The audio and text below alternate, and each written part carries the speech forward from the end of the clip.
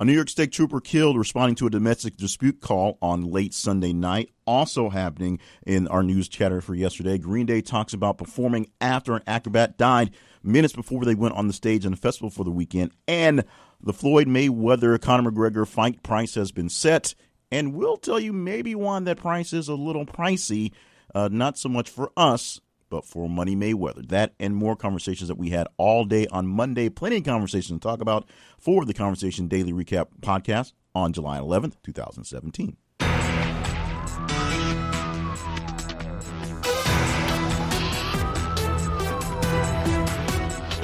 And welcome to the podcast. My name is Jay Cleveland Payne. I'm your host for this podcast from thisistheconversation.com, the daily recap podcast where 5 days a week we recap the news from the days before, days prior, I should say, days previous, and we talk about the big stories that you told us were the ones that were most important to you in our conversation with you. Now, how do we have conversations with you every single day?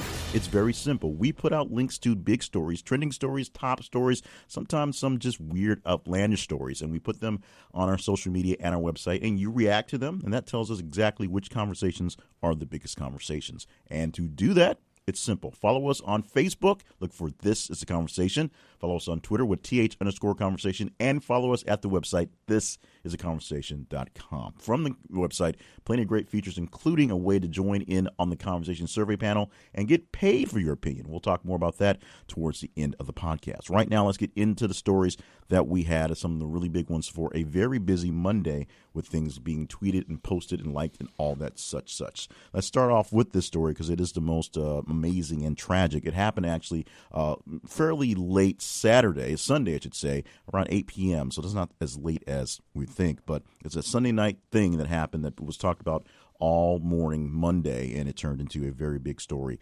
and another sort of senseless death, very senseless death, happening in Teresa, New York, where an Army soldier is now accused of killing a New York state trooper and his wife during a domestic dispute. The trooper that responded to the dispute was Joel Davis, 36-year-old, who, of course, lost his life after shots were fired about 8 p.m. when he responded to the initial call for the domestic dispute. Now, the soldier involved, his name is Justin Walters. He's 32 years old. He surrendered without incident after the initial incident.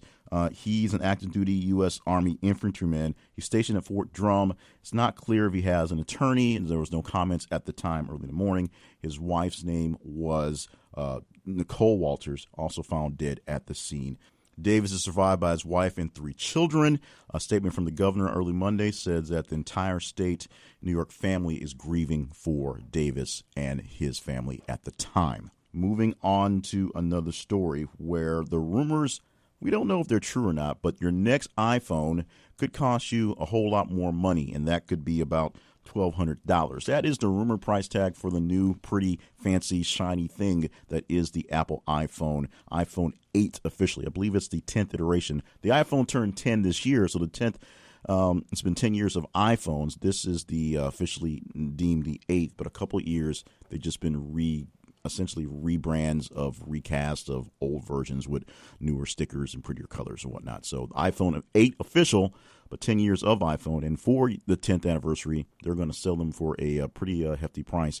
The rumor is around $1,200. And the big thing people are saying is some of the big features that were in the last iPhone release may not be a part of this iPhone. And, of course, we never really know what happens until the things come out. So we can dwell on rumor innuendo. We do a lot of that here. But we can't really know what's going to happen with this thing until it actually gets released and we know exactly what magic Apple's going to release on the world. Marvel fans, rejoice. There's going to be more Marvel superhero-powered stuff on the TV, on the small screen, this time coming to Freeform. Now, we've heard about the rumors. It wasn't even a rumor. Essentially, a script came down for a show, which is basically Squirrel Girl and the New Warriors, featuring Squirrel Girl and a group of characters who are essentially the New Warriors, who are dealing with having superpowers in a world where dating is a big issue. So it's not so much how do we deal with Dr. Doom, but how do I deal with that zit I popped right before going on a big date? That's not the best description of the show, but essentially that's what it is. It's essentially a Friends-ish, sitcom-ish, multi-level drama thing on Freeform. If you don't know what Freeform is, it used to be called Fox Family and the Family Channel and ABC Family and a couple other things before it became Freeform. It's a subsidiary of ABC. It's a smaller channel that has some shows that you probably aren't watching, some very horrible sitcoms and some really weird drama-like shows. You may turn to watch this one and another show coming from Marvel called Cloak and Dagger, which follows the exploits of the Cloak and Dagger characters who start off as teenage runaways, and has a really dark tone to the stories. This one, being the New Warriors, will not have a dark tone. Even though the New Warriors are essentially the catalyst for a lot of big issues going on now in the Marvel comic book world. And Squirrel Girl, being who she is, her main power is the power of a squirrel. Well, that squirrel is best friend, and exceptional optimism, and of course she cannot be beaten. She really is written as she has to win everything, so she always wins. The biggest get for this is the fact that the people playing the main characters, essentially Squirrel Girl, and they're giving the main character, other character, Mr. Immortal in the gang, being played by Milana Vayntrub, which is hard to say, but you may have recognized her from This Is Us, and you probably recognize her as Lily from the AT&T commercials from a few years ago. And Derek Thieler, who is leaving the show Baby Daddy, which got canceled, which I say mercifully, and is going to this show. So he's still getting paid by Freeform. He's going to play Mr. Immortal, a man who cannot die. How they'll play it out in TV form, who really knows? But I'm sure they'll find a way to do it on a pretty good tight budget. They'll be rounded out by an ensemble cast of other characters, all a group of superheroes who are doing their superhero thing, like I said, living their life in the city as young, teenage, adult-ish people. So they'll deal with dating. They'll probably deal with paying the rent. They'll probably have all sorts of exploits that are just kind of angsty stuff. And, of course, they're led by a girl with the power of a squirrel. So if the big thing is, the Squirrel Girl thing was actually a really big thing. A lot of big-time actors were pining for the role, including Shannon Purser, who you remember as Barb from Stranger Things, who, of course, since Barb's not coming back, you might as well put her in as Squirrel Girl. And even Anna Kendrick wanted a piece of the pie. So this is going to be a pretty big deal for a while, as people are going to get all kind of goofy, giddy over this one character they love. We'll see if the show is any good. Freeform is known for, as I said, shows that aren't necessarily very good, but they're fairly cheap to manufacture, and they are somewhat entertaining. We'll see how that goes. Let's go ahead and get Floyd Mayweather out of the way. Floyd Mayweather and Conor McGregor have set the prices for their upcoming bout. There will be boxing very soon in the U.S., in Las Vegas, making lots of money for themselves and making you spend a lot of money, essentially $99 for the fight and $10 more if you have HD. Now, why would someone pay that much money? Well, this is the biggest fight in a long time, and it's a boxer versus an MMA fighter, and it's the two guys with really big mouths. Floyd Mayweather, known for being an evasive fighter and known for being essentially, pound for pound, the best fighter of his generation. He's a good guy, as in fighter. Maybe he's not the greatest guy in personality, and of course, he's got the big money thing going on. And Conor McGregor, who has a very, very interesting real story behind who he is and how he is, who essentially just likes to fight and likes to prove that he is the greatest in his sport, in his weight class, and whatever he does. If Money is the greatest boxer and they're about the same weight, he thinks he can take him on, so that's what happened. And the money was finally right, and the venue was finally right, and Conor is finally ready to box.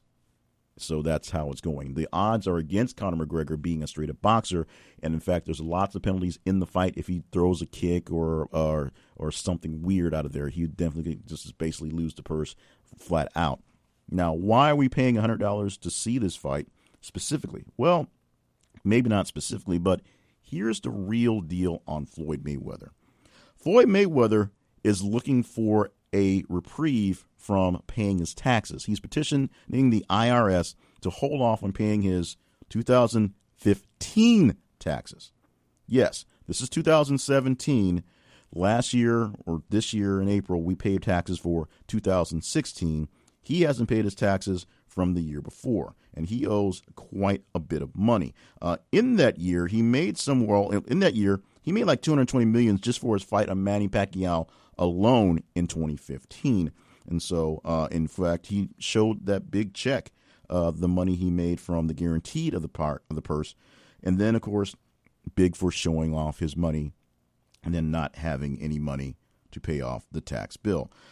Estimated somewhere around, I can't find it in the store right now, but somewhere around $15 million he's owing for 2015. So he's got to hold off on what's going on right now to not pay the taxes he owes from 2 years ago, so we can get this fight in, so we can get some money, so he can pay his 2015 taxes, and then we'll deal with 2016 taxes. As a guy who has been a little late in getting his taxes done, I get the whole situation.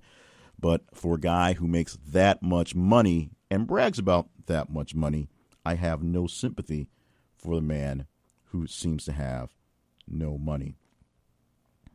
You may remember the Jawbone Company as a company making lots of stuff. Originally going into the jaw to the bone, that being Bluetooth headsets, moving on to wearables and all sorts of things, step counters and whatnot. Well, now the company is out of business. The company is basically going down the drain and is liquidating as much as possible. However, they still seem to be selling things from their website. And that's where the real kind of question mark ends or begins on why they're doing this. You can look on various places and even on Amazon listings where you see Jawbone articles, Jawbone headsets, Jawbone Bluetooth speakers, Jawbone wearables, but you can't click the links. They still exist, but the links go nowhere. Why Jawbone doesn't just give up and liquidate, we're not sure. It's a mystery from this one company why they're doing it this way, but that's apparently the way they're trying to make things happen. Billy Joe Armstrong from Green Day speaks out about the performance they had over the weekend. Now, this past weekend, they had a show where they were at a festival, and performing before them on stage was an acrobat. The acrobat actually fell to his death live in front of people. His name was Pedro Anillo Monroy. He was 42 years old, performing a stunt where he was suspended in a cage by a harness and hanging from a crane, and it fell around 100 feet, and promoters said he died when paramedics were unable to retrieve him. Oddly enough, moments after performance, Green Day hit the stage. Green Day did not know about the actual performer dying or the actual performer even being there until after their set. They were preparing for their set while the other thing was going on. Billy Joe gave an explanation, sort of Billy Joe-like, so it was a bit of a kind of a growl of anger mixed into it, but basically stating that in these big shows, in these big festivals, there's so many things going on and so many performers happening and so many performances happening that you're basically set in a pen, set where you're supposed to be to get started. You do your thing, and then you're rushed off the stage to move on to the next thing. They weren't spending a lot of time in the festival. They just had a set to do, and they did it. They were prepared. The thing happened while they were in preparation for their start, and their manager decided to not let them know what was happening so they would not be out of sorts in their music set. A lot of backlash around the internets and the world on why they would perform minutes after a guy falls off the stage. But they're saying it's not like they were standing under the stage and the guy fell in front of them. They were on a totally different venue, totally different piece, ready to start their show, and they just did the show. I had no idea what was going on. So if you're a Green Day fan, it's good news that they didn't just go off and, do a show right after a guy died, but still a little bit disturbing the way everything went down. And we have this story out of Hawaii where it's we're not exactly sure how big it's going to get, and the updates are coming more and more and more. But a soldier stationed at Schofield Barracks in Honolulu was arrested with alleged ties to ISIS, the Islamic State. This is being told to us by the FBI field office in Honolulu. Now, officials are not giving a lot of details, but the soldier has been named, which unfortunately now I will butcher, Ikaika Eric Kang. Hopefully that came out okay. He's 34 years old, and he was arrested via SWAT team because they believed he might have been kind of dangerous on Saturday. He's due to appear in court yesterday. We'll see what comes out from that. He is a local from Hawaii, and he's been in the service for quite a while. His rank currently is Sergeant First Class. He's an air traffic control operator, according to the Department of Defense. And he is actually a highly decorated a soldier with multiple commendations, so he's a good guy for his unit. A statement from the article we have in USA Today has a piece from his father, who is also a veteran a Vietnam veteran, who said about 2 years ago his son started reading the Quran before deployments, but he was still very shocked to hear about the arrest, and of course never heard anything ISIS or ISIL related, nothing deeming him to be wanting to be a member of the Islamic State. He was as shocked, and Muslim family members as shocked as everyone else about the arrest. We'll hear more about this, of course, in days, as they'll have to kind of explain themselves and what this means and how things come out. So those are a whole big batch of stories that we talked about all day yesterday. We have plenty of stories I'm sure we'll talk about on today. We're not expecting today to be a letdown in things, including after 3 days of 3 different stories for something that happened a long time ago, the Donald Jr. talk on him actually more or less admitting that he spoke to a Russian agent in something that may have been dealing with details that could be used to influence an election.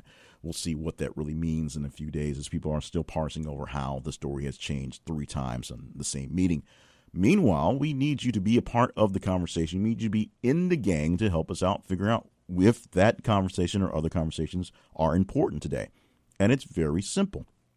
Be a part of the big thing. Just follow the conversation on social media or follow us at our website. On social media, you can find us on Twitter at @th_conversation. You can find us at This Is The Conversation on Facebook. And our website is thisistheconversation.com. Stop by the website for more great features that we have going on, including a way to be a part of the Conversation Survey Panel. You can get paid for surveys. You do a survey, we send you the money. Just like that. There are no hoops to jump through. There are no triple steps in qualifying for a survey.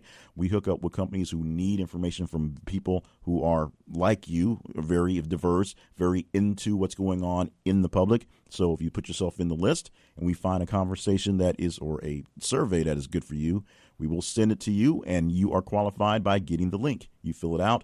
We will pay you directly via PayPal, just like that. Also, make sure you are following all the conversations all day long anyway, conversating with us, which means you're replying, you're responding, you're sharing, and make sure you are sharing the conversations and the podcast with friends, family, people who are into this thing as well. A few enemies if you really want to. We don't discriminate. We just need people to listen. Leave us ratings and reviews on wherever you get your podcast from. Right now, it seems like we're getting most of our love from Spreaker, the Spreaker service, I guess maybe from the downloads on the website or just from Spreaker subscribees, but we're also on Google Play. We're, of course, on iTunes, where you can get it on a feed in YouTube if you want to. There are plenty of ways to get in on conversations. We just need you to react to the actual conversation, the actual link, and the podcast. Leave some ratings and reviews, and we will do the rest, hopefully gather more great folks into this conversations. Meanwhile, we're going to go back to checking out the great conversations going on today. We'll talk about them tomorrow in the podcast for another daily recap from This Is The Conversation. Oh, by the way, you didn't think I was going to do away without saying thank you 10 times. Thank you, thank you, thank you, thank you, thank you, thank you, thank you, thank you, thank you, and thank you for being who you are, being exactly how you are, and joining us in for these great conversations every day. Thank you.